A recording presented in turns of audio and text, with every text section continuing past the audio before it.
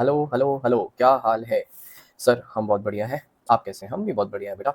देखो, हमने अभी तक जो चीज़ें पढ़ी थी वो एक बार हम लोग क्विक गो थ्रू हो लेते हैं। हमारे 3 पार्ट्स हो चुके हैं। आज चौथे पार्ट में अपन चैप्टर 1 पूरा खत्म कर देंगे और एकदम इसको अपन ने बिल्कुल खत्म कर दिया है बिल्कुल। अब इसमें बचा नहीं है कुछ करने के लिए ज़्यादा। ठीक है? मेरे भाई चल जाओ। हाँ जी भाई। तो अपनी लॉशाला में फिर से स्वागत है आप लोगों का एक बार। और मैं प्रियांश, आपका दोस्त, आपका होस्ट, आपका स्वागत करता हूँ। हमने अभी तक जो चीज़ें पढ़ी हैं वो है, हमने लेजिस्लेचर कंप्लीट किया था। हाँ सर, किया था। हमने बताया था कि डंडा चलेगा, मतलब हमने ये पार्ट 2 वाला पार्ट, एग्जीक्यूटिव वाला पार्ट कंप्लीट किया। इसमें हमने 4 मिनिस्ट्रीज़ कंप्लीट करी हैं। ये हमारा ये बोर्ड वाला जो पार्ट है, ये पेंडिंग है, ठीक है? ये हम आज कंप्लीट करने वाले हैं। और इसके अलावा एक जुडिशियल सिस्टम के बारे में एक पार्ट सी मैंने बनाया है, जिसको थर्ड पार्ट में डिवाइड किया है। इसको अपन आज खत्म करेंगे, ठीक है? अब ये दोनों आज खत्म हो जाएँगे सर? बिल्कुल हो जाएँगे। सर ज़्यादा बड़ी वीडियो तो नहीं होगी, हमारे पास बहुत कम टाइम रहता है रिवाइज़ करने के लिए। हाँ, हाँ बेटा, बहुत काम है तुम लोगों को, टाइम कहाँ होगा? चलो, देखो, हमने बोला था पार्ट एक ए है, एक बी है, एक सी है, ठीक है? ए वाला हमारा हो चुका है, लेजिस्लेटिव वाला पार्ट। बी के हमने 2 पार्ट्स बताए थे, एनफोर्समेंट वाले। याद है? नहीं है सर? पुरानी वीडियोज़ देखो तीनों, ठीक है? बी के हमने 2 पार्ट्स बताए थे। एक तो हमने यहाँ पे आपको पार्ट बताया था मिनिस्ट्रीज़, ठीक है? एक हमने आपको बताया था कुछ बोर्ड्स हैं, ठीक है? अब ये जो मिनिस्ट्रीज़ वाला पार्ट है, ये इसमें 4 मिनिस्ट्रीज़ थी। ये हमने चारों कंप्लीट कर ली हैं। अब बचा हमारा बोर्ड्स का पार्ट। बोर्ड्स कितने हैं? Sir 3 boards. बोर्ड्स यार मैंने नाम याद करने के हिसाब से बताया एक्चुअल में। एक इसमें सेबी है, एक इसमें आरबीआई है और एक इसमें आईबीबीआई है। सर ये सेबी और आरबीआई कुछ-कुछ सुना-सुना सा लग रहा है। ये आईबीबीआई क्या है? टेंशन मत लो, सब हो जाएगा, ठीक है? फटाफट सब याद आ जाएगा आपको। देखो, सबसे पहले हम चालू करते हैं यहाँ पे सेबी। मेरी बात ध्यान से सुनना और अब इसमें मस्ती नहीं। क्लास में सब इधर देखो, इधर देखो, इधर, इधर, इधर, मेरी बात ध्यान से सुनो। जब हम कंपनी बना रहे थे, कंपनी बनाते हैं, मार्केट में रजिस्टर होती है, ठीक है? कंपनी जब मार्केट में रजिस्टर होती है तो वहाँ पे शेयर कैपिटल, कुछ शेयर्स का काम, कुछ शेयर्स खरीदना, बेचना, एप्लीकेशन कॉल, प्रॉस्पेक्टस, ये वो बहुत सारी चीज़ें, घटनाएँ, दुर्घटनाएँ होती हैं। उनको कंट्रोल कौन करता है? उनको कंट्रोल सेबी करती है। सर सेबी लिस्टिंग के लिए काम करती है? अभी हाँ समझो, यस। अभी के लिए समझो, यस, ठीक है? अब हमने जैसे अभी मिनिस्ट्रीज़ कंप्लीट करी हैं और सारी चीज़ों पे हमने एक चीज़ कॉमन रखी थी, आप लोगों ने ध्यान दिया होगा कि सबसे पहले कुछ भी आ जाए तो ये ज़रूर लिखना इसका जो नाम है, जो हम अभी करते आ रहे हैं, ठीक है? इसका नाम क्या है? गलती कहाँ करोगे ये देखना।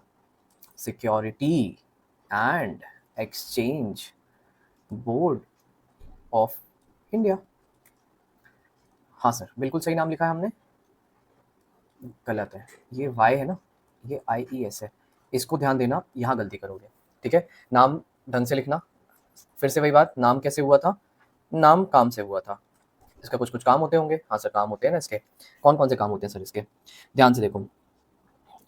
पहली बात तो ये मिनिस्ट्री ऑफ फिनेंस के अंडर है, ठीक है? हाँ सर, ये हमें याद हो गया। इसके बाद मैंने अभी बताया कि लिस्टिंग रिक्वायरमेंट्स और इन सब चीज़ों पे काम करती है, ठीक है? तो इसके लीगल एंड रेगुलेटरी रिक्वायरमेंट्स जो हैं, किसके? स्टॉक मार्केट के। स्टॉक मार्केट को यहाँ पे हम एक अच्छा नाम देंगे और उसको हम बोलेंगे सिक्योरिटीज़ मार्केट, ठीक है?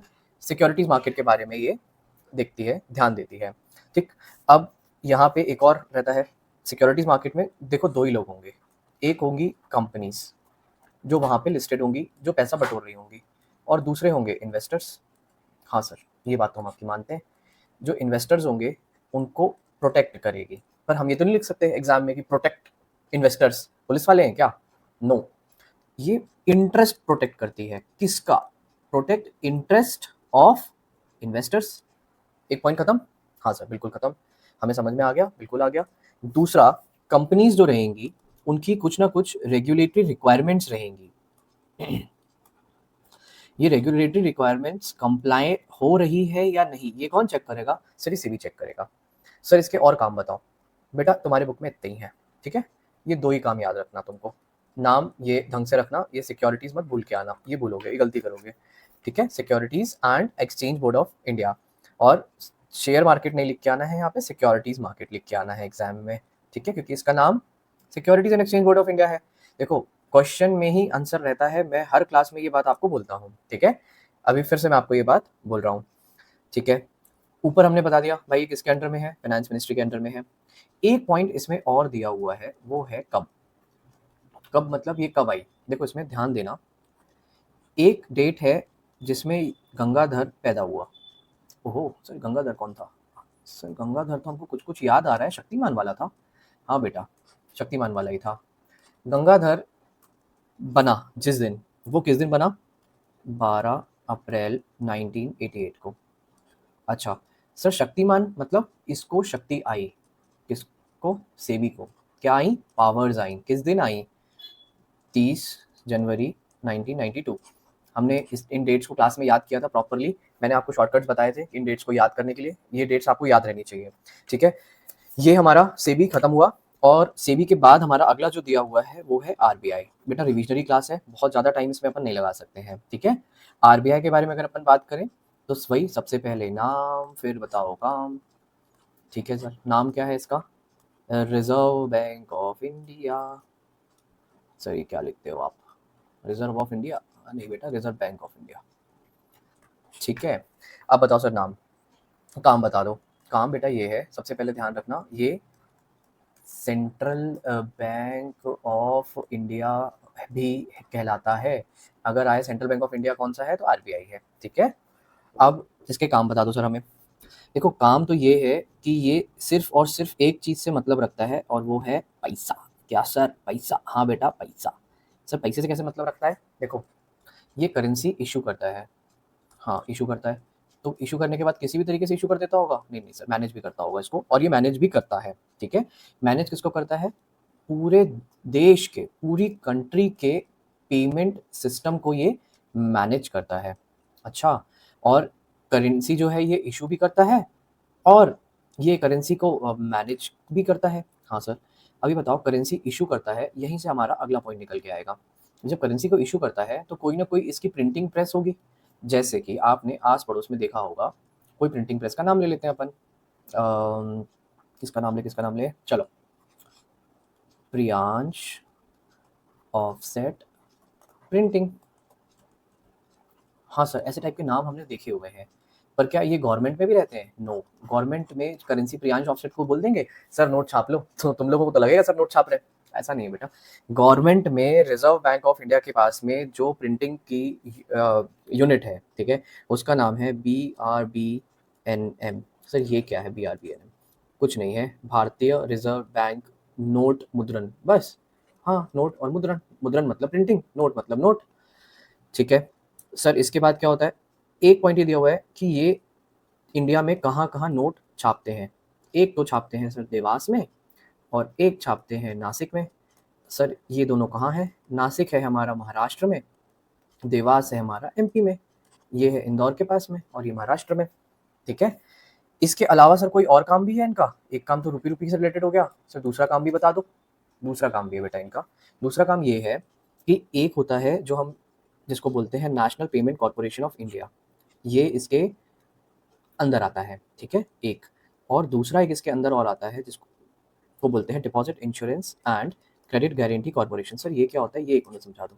देखो तुमने क्या किया, बैंक में एक एफडी कराई, ठीक है। एफडी कराई तुमने 500 करोड़ की। ओहो सर 500 करोड़ हमारे पास? हाँ हाँ बेटा तुम्हारे पास 500 करोड़ की एफडी कराई, और वो बैंक जो था वो था insolvent bank of India. Sir नाम ही इंसॉल्वेंट है। हाँ बेटा नाम ही इंसॉल्वेंट है, और इसका क्या हो गया, ये बैंक इंसॉल्वेंट हो गया।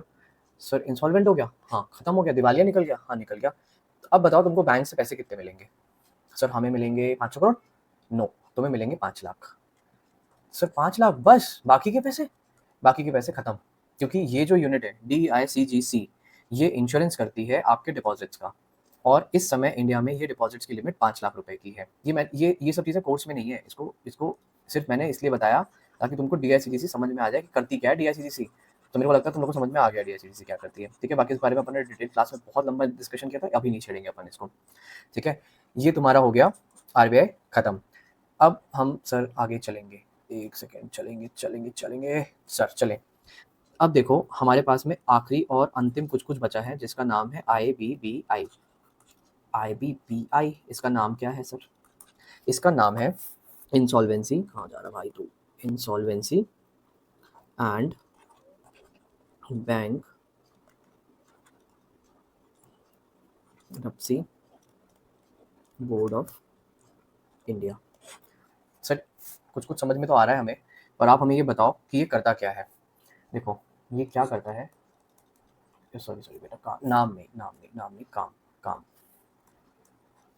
सॉरी माय बैड एक मिनट, अरे चिल्लाओ मत यार, कर रहा हूँ सही काम। काम में क्या क्या चीज़ें होती हैं, देखो क्या होता है। ये था एक हमारा प्यारा सा भोला। सर भोला को क्यों आप मारते रहते हो जान से? कोई बात नहीं बेटा, भोला बना इसलिए।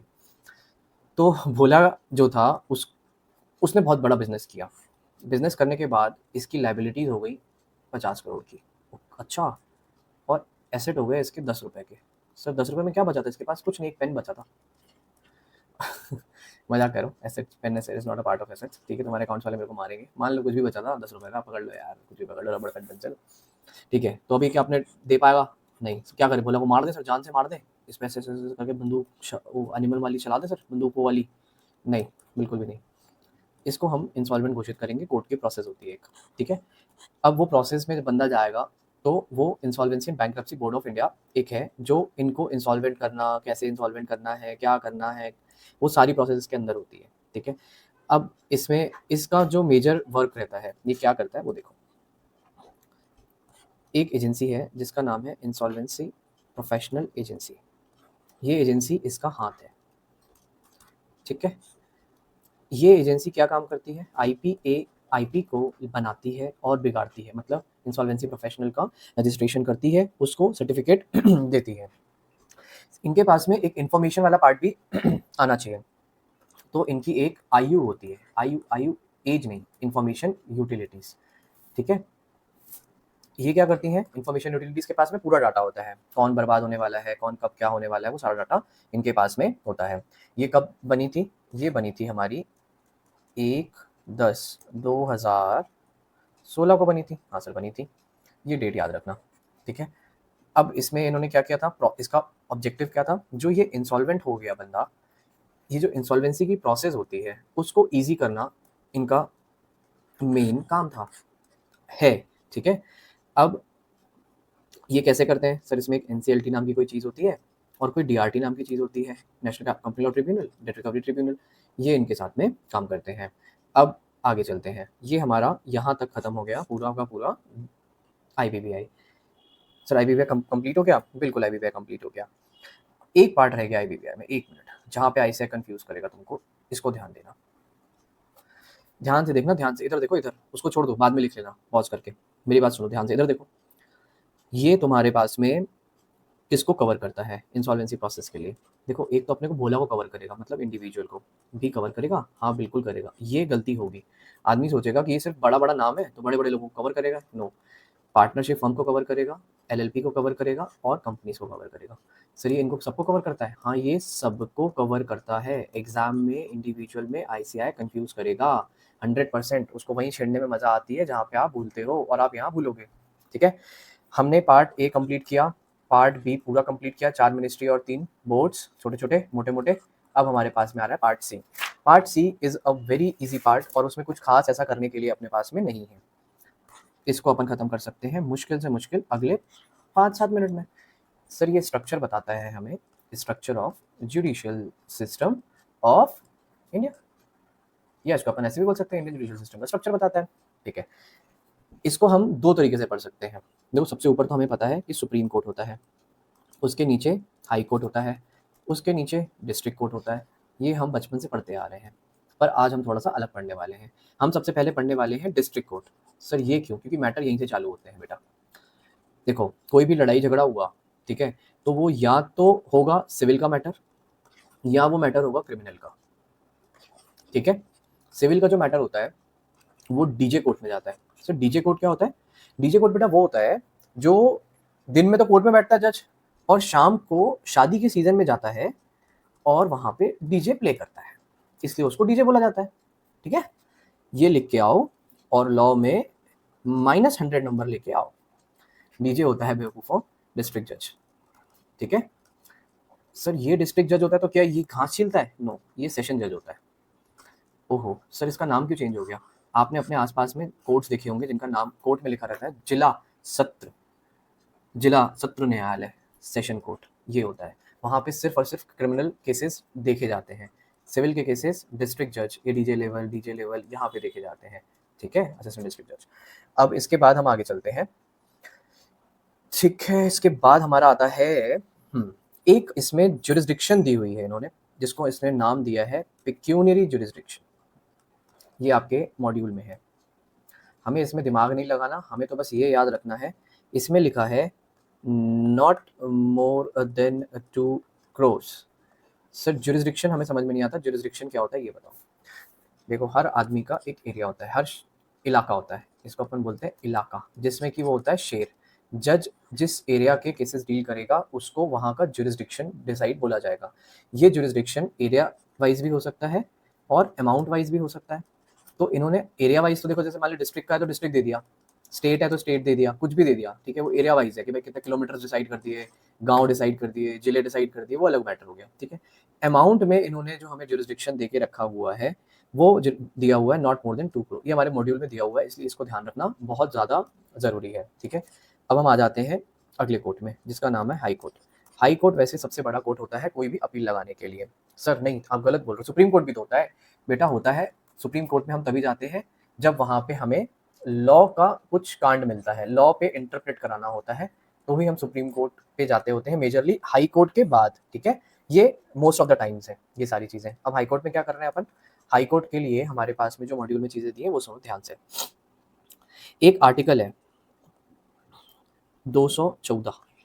सर आर्टिकल क्या होता है, जो एक्ट्स होते हैं ना, स्टैट्यूट्स, उसके जो छोटे छोटे छोटे छोटे टुकड़े करते हैं ना अपन, बहुत अच्छे से मैंने क्लास में समझाया था, उसको अपन बोलते हैं सेक्शंस। एक्ट, एक्ट तोड़ के बने सेक्शन, सेक्शन तोड़ के बने सबसेक्शन, सबसेक्शन तोड़ के बने क्लॉज, क्लॉज तोड़ के बने सब क्लॉज। हमने पूरा गाना गाया था, एक्शन सेक्शन, याद आ गया भैया। चलो, आर्टिकल का मतलब क्या होता है, जब हम कॉन्स्टिट्यूशन को टुकड़े टुकड़े कर देते हैं, मतलब पार्ट्स में बांटते हैं या उनको देखते हैं, तो उसको सेक्शन नहीं बोलते, उसको हम आर्टिकल बोलते हैं। तो मतलब कॉन्स्टिट्यूशन की जब भी बात करेंगे तो हम सेक्शन यूज नहीं करेंगे, हम वर्ड आर्टिकल यूज करेंगे। और आर्टिकल जहां आया हमको समझ में आ जाना चाहिए कि सर हम अब कॉन्स्टिट्यूशन की बात करने लग गए हैं, वैसे वर्षा, ठीक है। आर्टिकल 214 की बात है। आर्टिकल 214 क्या बोलता है कि सर हर स्टेट में एक हाई कोर्ट मांगता है। अच्छा, तो स्टेट कौन से होते हैं, 3 स्टेट होते हैं, एक होता है सॉलिड, एक होता है लिक्विड और एक होता है गैस। वेरी गुड, नालायक, भरपूर नालायक, पूरे पूरे नालायक। स्टेट मतलब जो एक कंट्री है ना अपनी, उसको छोटे छोटे स्टेट्स में बांटा है, ऊपर पढ़ाया था, देखा नहीं देखा सर, भूल गए, बस खाओ पियो आगे चलो, सब भूलते चलो। एक सेकेंड, कहाँ गया मैचे, ये बताया था ना, ये देखो, ये एक कंट्री है, कंट्री के स्टेट्स हैं, स्टेट्स के अंदर ये छोटी छोटी सुरक्षा करते हैं, बॉर्डर की भी सिक्योरिटी करते हैं, अंदर की भी सिक्योरिटी करते हैं, वो स्टेट्स, ठीक है, वही स्टेट्स की बात हो रही है। हर स्टेट पे क्या चाहिए, हर स्टेट में एक हाई कोर्ट मांगता है सर। तो सर जितने स्टेट उतने हाई कोर्ट होने चाहिए इंडिया में, नहीं है, 25 हाई कोर्ट्स हैं। क्यों, क्योंकि सर 6 स्टेट्स जो हैं, सॉरी 6 जो हाई कोर्ट्स हैं वो एक से ज़्यादा स्टेट्स के साथ शेयर्ड है। ओके ठीक है, समझ में आ गई, बिल्कुल समझ में आ गई। एक हमारे पास में आर्टिकल होता है 226। सर 226 क्या बोलता है, 226 बात करता है डब्ल्यूपी के बारे में। रेट पिटीशन क्या होती है, अब ये समझो। रेट पिटीशन 5 तरीके की जनरली होती है, habeas corpus, prohibition, certiorari, mandamus, quo warranto. याद आ गया, याद आ गया सर हमको। अब ये जो रेट पिटीशंस होती हैं हमारी, ये जो रेट पिटीशंस होती हैं, ये हम लोग किस केस में लगाते हैं, हमने डिस्कस कर लिया है। सारी रेट पिटीशंस हमने क्लास में डिस्कस करी थी, 5 की 5। अब मैं दोबारा यहाँ डिस्कस नहीं कर रहा, बिल्कुल भी नहीं कर रहा, ठीक है। रेट पिटीशंस में हमने क्या देखा था, इसके ये भी आर्टिकल 226 के थ्रू लग जाती हैं। अब एक क्वेश्चन दिया था कि इंडिया का ओल्डेस्ट हाई कोर्ट कौन सा है। इंडिया का ओल्डेस्ट हाई कोर्ट कलकत्ता वाला बाबू मोशाय सबसे पुराना है। सर ये कब बना था, ये बना था 2 जुलाई 1862। सर ये डेट हमने याद की थी क्लास में, हाँ बिल्कुल याद की थी सर, इसकी मेमोरी ट्रिक क्लास में दे दी बेटा। सुप्रीम कोर्ट, ये आ गया हमारा टॉप मोस्ट कोर्ट। देखो सुप्रीम कोर्ट में जो एक छोटे छोटे ना ऐसे रूम्स होते हैं, बहुत सारे, कि बहुत सारे लोग हैं। टोटल नंबर ऑफ जजेस इंडिया में 34 ही हो सकते हैं, including CJI। Who is CJI? CJI chief justice of India. फिलहाल इंडिया में कितने हैं जजेस सुप्रीम कोर्ट में? 33 एज ऑन डेट। कौन सी डेट है बेटा आज की? 10 जून 2024। आज की डेट में 33 जजेस हैं सुप्रीम कोर्ट के अंदर, इंक्लूडिंग सीजेआई। और ये जो 34 है ये मैक्सिमम लिमिट है, ठीक है, मैक्सिमम लिमिट है। अब ये सर जो ये छोटे छोटे रूम्स होते हैं, आप इनको बेंच बोल सकते हो। सर ये बेंच क्या होती है? बेंच वो होती है जिसमें बच्चे बैठ के पढ़ाई करते हैं। एक बेंच, एक डेस्क, यहाँ बैठते हैं, यहाँ लिखते हैं। वेरी गुड, बस ये लिख के आना एग्जाम में, पूरे पूरे नंबर मिलेंगे, 0 0, दोनों 0 मिलेंगे। भाई साहब छोटे छोटे रूम्स समझ लो आप, तो बस इतना समझ लो, रूम्स।